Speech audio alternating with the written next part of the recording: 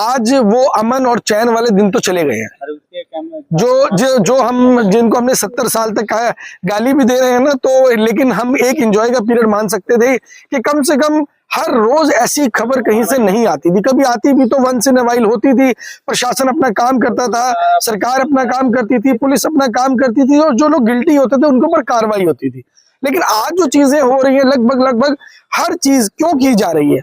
सबसे पहले तो आप देखिए कि इंदौर वाला मामला जो दबने का नाम नहीं ले रहा, अब नया कुछ मसला तो लाना पड़ेगा ना भाई।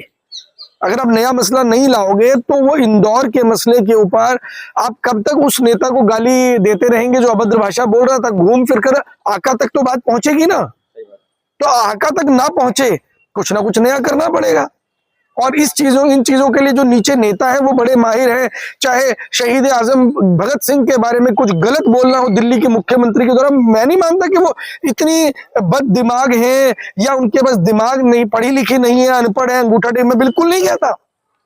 मैं उनको एक बहुत ही चतुर मुख्यमंत्री मानता हूं। क्यों? क्योंकि अपने आका को बचाना है, और जब तक कोई ऐसा मुद्दा बोलेंगे नहीं तो आका के ऊपर वो इंदौर वाला मुद्दा बैकफायर हो जाएगा, वो नाम वाला मुद्दा बैकफायर होता है। अतिक्रमण हटा रहे हैं सर। अतिक्रमण की बात अगर आप कर रहे हैं ना, अतिक्रमण केवल और केवल दिल्ली के अंदर नहीं है, ये केवल एक समुदाय को टारगेट करके वो कर रहे हैं उसके पास नहीं है। अतिक्रमण लगभग पूरे देश के अंदर हुआ है, और नेताओं के द्वारा भी अतिक्रमण किया गया है। बहुत सारे नेता, और बुलडोजर अगर चलना ही चाहिए तो उन नेताओं के घरों पे क्यों नहीं चलना चाहिए जिन्होंने बलात्कार किया। अगर अंकिता भंडारी जिस रिजॉर्ट के अंदर उनके एविडेंस होते हैं, उस रिजॉर्ट को रातों रात तोड़ दिया जाता है कि वो एविडेंस ना मिल जाए, तो क्या सरकारें या एजेंसीज की बस ये खबर नहीं है कौन कौन से नेता इन चीजों में इन्वॉल्व है। उनके घरों पर तो कभी बुलडोजर नहीं जाएगा, और मैं दावे के साथ कह सकता हूं नहीं जाएगा, कभी भी नहीं जाएगा। लेकिन हाँ, जिस दिन सत्ता में परिवर्तन हुआ, क्योंकि अब एक उम्मीद जनता देख रही है कि कुछ ना कुछ उम्मीद तो ढूंढ रही है कि कुछ ना कुछ तो होगा। क्या होगा किसी को नहीं मालूम, लेकिन कुछ ना कुछ ढूंढा जाए। कह रहे हैं कि जो मस्जिद और दरगाहें ज्यादातर अतिक्रमण वाली जगहों पर बने हुए हैं।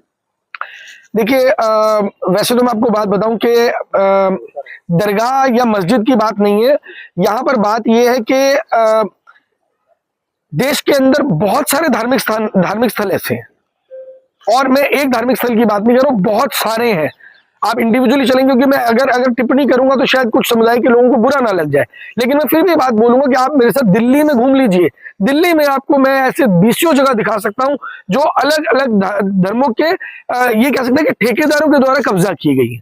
तो वो एक केवल मुस्लिम समुदाय को लेकर के टारगेट करना ठीक नहीं है, किसी भी समुदाय में हो। सर, रेखा गुप्ता तो कह रही है ना, जो भी आरोपी है, अपराधी है, उसको बख्शा नहीं जाएगा, छोड़ा नहीं जाएगा। तो देखिए, इसमें अपराधी कौन है, दोषी कौन है।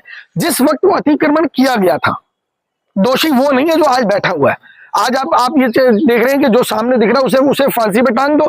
ऐसे हजारों की तादाद में बिल्डर हैं जो ग्रीन लैंड के ऊपर, एग्रीकल्चर लैंड के ऊपर बना करके फ्लैट बेचते हैं। उनके लिए दोषी कौन है? वो बिल्डर दोषी है, उस एरिया का जेई दोषी है, उस एरिया की ऑफिसर्स दोषी है, पुलिस वाले दोषी है। आप कार्रवाई किसके ऊपर करते हैं? जो लोग आज उन मकानों में रह रहे हैं। तो वो दोषी कहां से हो गए भाई? जो लोग आज वहां रह रहे हैं उन्होंने उसका पैसा दिया है। आप मेहरौली जाकर के देखिए, वहां पर जिन लोगों की रजिस्ट्रियां हो रखी हैं, बैंक के लोन हो रखे हैं, उन लोगों को दोषी बताकर उनके मकान तोड़ देते हैं। कहते हैं मुसलमान जमीन कब्जाने की कोशिश, जमीन जिहाद करता है। अच्छा, तो यार वो बिहार में कुछ एक जिहाद हो रहा है जहां पेड़ काटे जा रहे हैं, उस जिहाद की भी बात कर लो ना।